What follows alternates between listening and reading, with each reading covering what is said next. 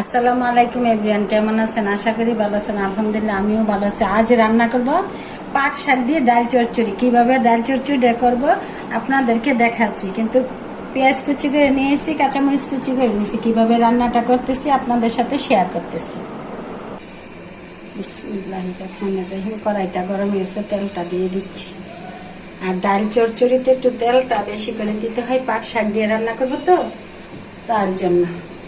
এর আগে শুকনা মরিচটা ভাজা নিই। ডাল চচ্চড়ির সাথে শুকনা মরিচ ভাজা নিলে খাওয়ার সময় মরিচটা একটু কাঁচা লঙ্কা নিলে সেই লাগে, তার জন্য শুকনা মরিচটা আগে ভাজা নিতেছি।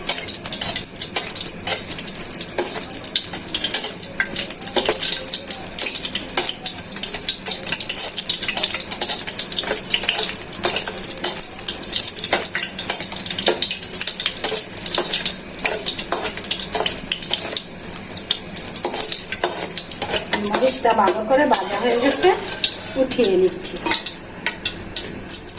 চচ্চড়ির সাথে খাবো। তেলটা তো ভালো করে গরম হয়েছে, পেঁয়াজ কুচি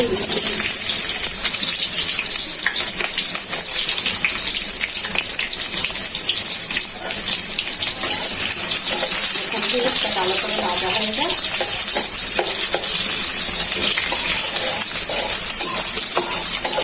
তো বোনেরা, পেঁয়াজটা ভালো করে ভাজা হয়ে গেছে। মশলাটা দিয়ে যাতে পুড়ে না যায় একটু হালকা ঝোল দিয়ে দিচ্ছি।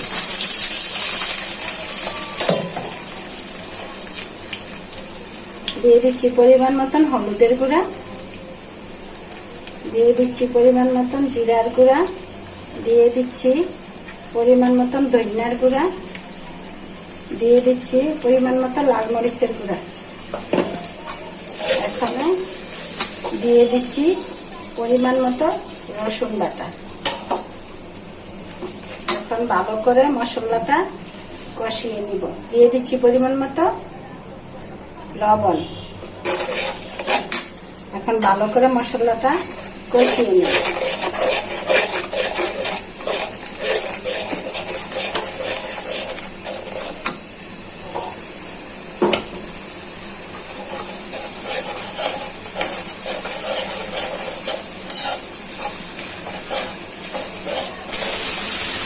আগে থেকে পরিষ্কার করে দিয়ে রেখে ডাউলগুলো দিয়ে দিচ্ছি।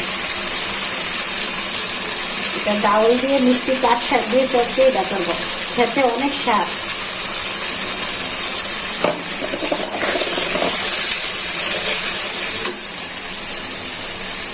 দিয়ে দিচ্ছি ফালি করা কাঁচামরিচ গুলো।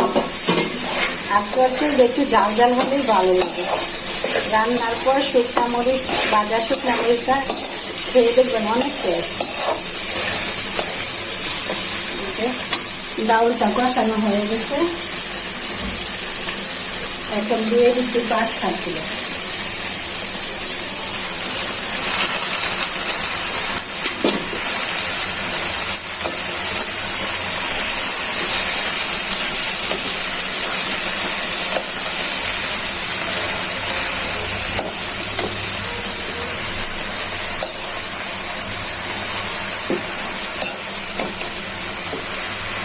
এখন ডাউলটা সিদ্ধ হওয়ার জন্য হালকা একটু জল দিয়ে দিচ্ছি।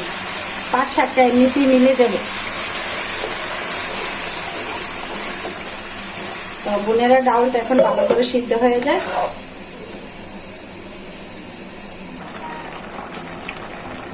বোনেরা দেখুন, ডাউলটা কি সুন্দর সিদ্ধ হয়েছে। ছোটো ডাউলটা তো মুসুর ডাল 1 নাম্বার, যেটা ছোটো ডাউলটা ওটা দিয়ে রান্না করছি। পাতাও সিদ্ধ প্রায় হয়ে গেছে, ডাউলে সিদ্ধ হয়ে গেছে। এই যে দেখুন, এটা আরো ভালো করে ঝোলটা টেনে যাক।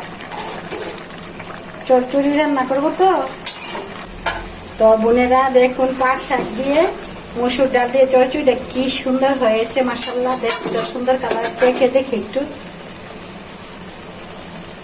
মাশাআল্লাহ মাশাআল্লাহ, অনেক স্বাদ হয়েছে। আর এই পাট শাকটা তিতা না, মিষ্টি পাট শাক আছে একটা, ওইটা দিয়ে রান্না করছি। এই গরমে স্বস্তি পেতে, মনে করেন সুস্থ সবল থাকার জন্য মাঝে মাঝে এটা খেতে হয়। আর এই পাট শাকটা ডাল দিয়ে চচ্চড়ি করলে সেই লাগে। তো বোনেরা, ভালো থাকবেন, সুস্থ থাকবেন। আমার ভিডিওগুলো বেশি বেশি দেখবেন, লাইক কমেন্ট করে আমার পাশে থাকবেন। আল্লাহ হাফেজ।